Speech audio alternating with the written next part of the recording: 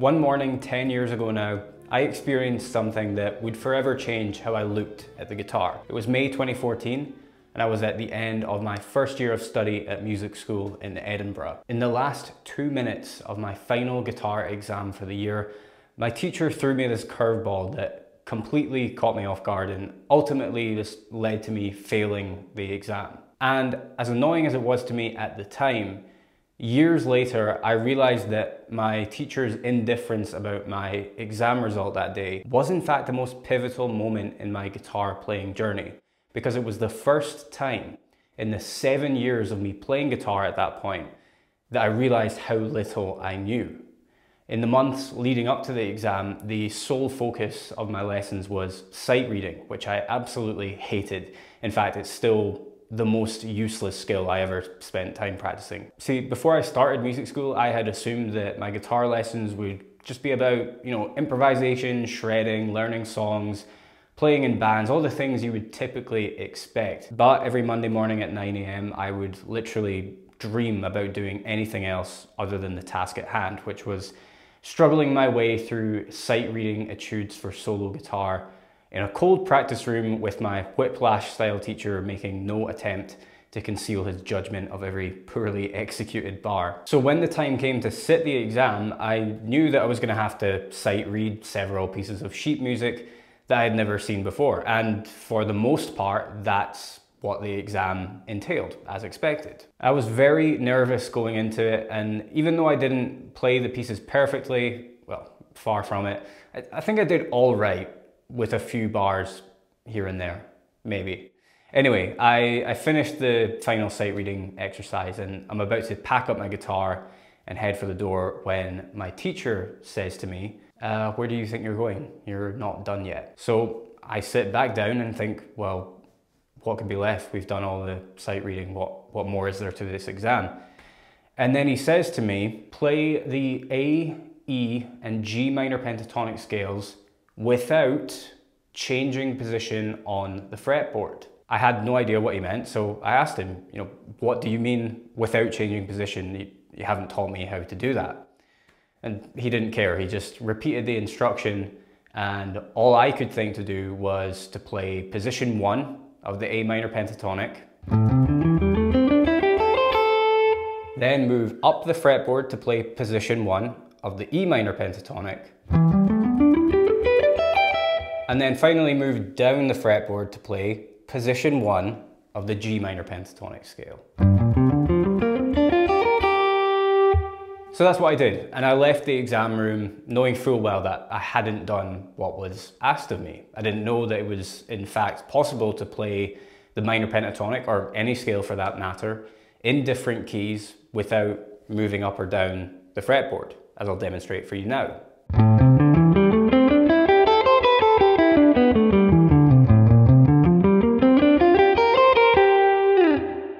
So in all the months of lessons that had led to that exam, I couldn't recall a single one where my teacher had taught me how to play a scale in multiple keys without moving up or down the fretboard, with no position shifting. So I left the practice room, in a bit of a huff. I knew I had failed, but little did I know that this embarrassing exam experience would be the beginning of a quantum shift in the way that I thought about playing the guitar. Because before that moment, I was just a guitarist.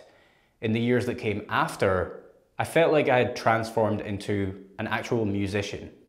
So anyway, after summer break, when I went back to Edinburgh to begin my second year, as soon as I got back in the practice room with my guitar teacher, I set aside my annoyance over the exam experience and I quizzed him on that exact exercise. I wanted to learn how to play scales in multiple keys without having to move up or down the fretboard. Not so that I could solo in 12 keys in one song. If I did that on a gig, I'm pretty sure I would empty a venue. But I wanted to learn this so that I could develop a visual memory, a visual map of the fretboard that was bulletproof. One that would give me the confidence to play in all keys and all pockets of the fretboard with zero hesitation, just like a pro guitar player would. I could see that there was immense value in learning to do this, because that painful moment in the exam was the first time in my guitar journey. I'd been playing it for 7, maybe 8 years at that point. It was the first time in my journey that someone had shone a light on the huge gaps in my knowledge that I had always known were there. I always knew they existed, but I struggled to identify them on my own. So despite having played for 7, 8 years at the time, I still didn't know the notes of the fretboard on all 6 strings. I only knew the note names on the bottom 2 strings because I was used to playing, you know, power chords and bar chords with root notes on the low E and A strings. I could only think to play a scale by starting in position 1, which meant that my ability to visualize the fretboard was seriously limited, and that lack of fretboard visualization held me back from unlocking my potential as a guitarist, because I was only sort of confident starting a solo from the first position of the scale, and I was only somewhat able to play solos in a handful of keys, not all 12. I knew nothing about music theory, and I didn't see the point in learning it because I had been fed the common lie by music theory deniers that it would harm my creativity. And I didn't realize at the time that it could in fact have the opposite effect and enhance my creative potential. Now, almost all of my students come to me with the same holes in their playing abilities. These are the hallmarks of what I call the lost intermediate guitarist. And the lost intermediate plateau is something I've been talking about for years. It's a rut that basically every guitarist finds themselves stuck in at one point or another, but very few are able to move past it. And maybe you watching this can relate to that feeling of having played for many years and knowing that there are gaps in your knowledge holding you back from making progress, but still feeling hopeless because you can't put a finger on exactly what it is that's causing you to remain stuck. Now, I was lucky to have the gaps in my knowledge identified relatively early on in my intermediate plateau, which I think lasted around 5 years. But many players are not so fortunate, and as a result, years and in many cases decades slip by where they make zero noticeable progress on the guitar. And that could be a very disheartening place to be as a guitarist, where you feel like because you've been playing for X number of years, whether it's 10, 20, 30 plus years, because of that time, you feel like you really should be better than you are, but you just can't figure out where it went wrong. Like, when did the progress stop and why did it stop exactly? You have no clue, and you just end up spinning your wheels for years. Long story short, this was the beginning of me finally breaking free from my own lost intermediate plateau that had lasted for, as I said, roughly 5 years. I mean, I literally would not have a career in music, both as an online guitar instructor and performing guitarist. I wouldn't have any of that if I had not used my time at music school to fill the gaps in my knowledge that were highlighted to me in that embarrassing first year guitar exam. And you're probably wondering, okay, Ross, well, what was it that you practiced after that exam that helped you to make progress? And the answer is 3 exercises that all have something in common. One exercise that helped me to memorize the notes of the fretboard on all strings. One that helped me get comfortable soloing with scales all across the fretboard and in any key. And another exercise that helped me to do the same, but with triads. So the first exercise helps you to memorize the notes of the fretboard in a way that sticks. Basically, you take something called the circle of fourths or the circle of fifths, it doesn't really matter, and you play through those notes in order on each of the 6 strings. This is what it sounds like.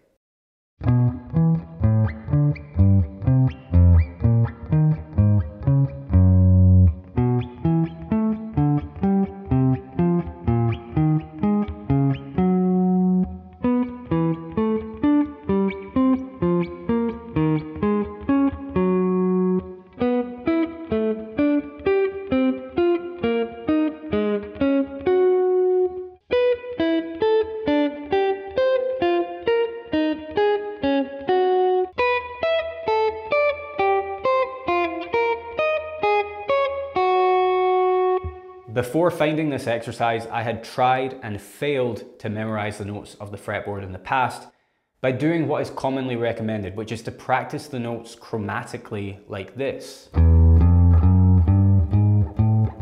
But that doesn't really work, because when you're moving chromatically, you don't really have to think about what the next note is. Meaning if I'm on G and moving up 1 fret, I know that the next note will be G sharp, then A sharp. You get the idea. So using the circle of fourths or fifths makes it a lot more challenging. Because the notes are so spread out, you have to force your brain to work a little harder when finding the next note name on each string. And right now you're probably thinking, well, okay, how am I supposed to do that if I don't know the notes of the fretboard? Well, how I usually introduce the students of my course to this exercise is with the aid of a handy fretboard diagram that looks like this. Now, as you can see, this doesn't contain every single note on the fretboard. It only contains the notes B, E, A, D, G. And the reason for that is that the notes that are on this diagram are only ever one fret away from the notes that are missing. For example, B is here at fret 12 on the second string, but B flat is not on the diagram, but it's only one fret lower than that B, which is. You can think of this diagram as the stabilizers on a bike. You need to reference it to begin with, but once you've started to map out the notes in your mind and you're getting more comfortable, you can take the stabilizers off and try the exercise without the aid of that diagram. So once I had practiced that for a few minutes each day for a month or two, and I felt like I had the notes memorized on all strings, I then began applying the same practice method to scales, meaning I took the circle of fourths and I used it to practice exactly what my teacher had surprised me with in that guitar exam. So here's what that sounds like with the major pentatonic.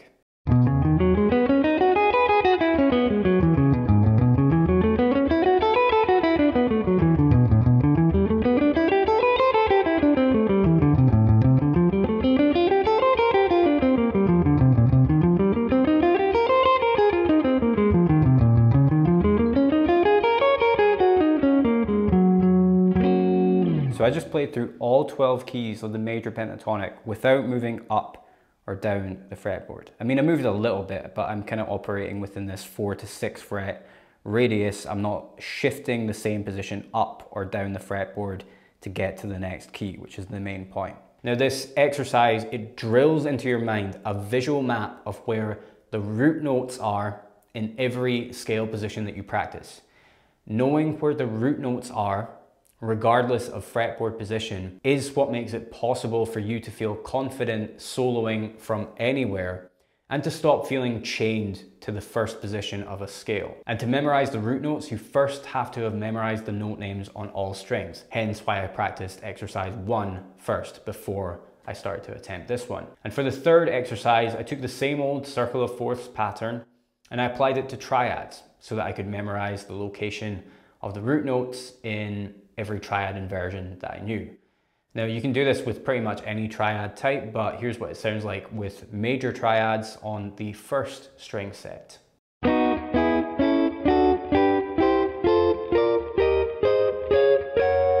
Now those exercises might sound a bit boring, and to be honest, they kind of are. It's not the sexiest thing to add to your practice routine because there's a lot of delayed gratification involved in the process, but I think the best way to sum up the effect that those exercises had on my playing would be to say that, in a way, they installed an operating system in my mind for playing the guitar with a sense of freedom and confidence. And I'm not exaggerating when I say that everything I play on guitar today rests on that operating system that I gave myself years ago. Recently, I made a video about playing shows on the Broadway circuit here in Nashville. And in that video, I talk about the fact that on those types of gigs, I'm always having to deal with last minute key changes or song requests that I don't know. And I'm having to deal with that in the moment on stage. And that's something that I'm only able to do because I spent so much time practicing fretboard visualization, installing that operating system, which really is a combination of visualization and theory fundamentals. That operating system that allows me to play in different keys on the fly, that allows me to solo freely across the entire fretboard and not feel chained to 1 or 2 positions with a handful of memorized licks. And even that solo you heard at the start of the video, I would not be able to improvise or compose things like that today had I not front loaded a few months of practice with those exercises I just demonstrated, plus a few extra things here and there like theory fundamentals. If you've made it to this point in the video and you feel like your guitar rut has lasted a little too long for your liking, you can see the value in practicing what I've talked about in this video, and you're ready to make serious progress again, my flagship course, Bulletproof Guitar Player, teaches you exactly how to do that. In the description box and the pinned comment beneath the video, I've left a link to a web page that tells you everything you need to know about the course. And it also has some video interviews with current students of the course, so you can watch those first and, you know, figure out if it's going to be a good fit for you. And if you buy it and you don't like it, there is a 90-day money-back guarantee, so there's really no risk in trying it out. Thanks for watching, and I'll see you in the next one.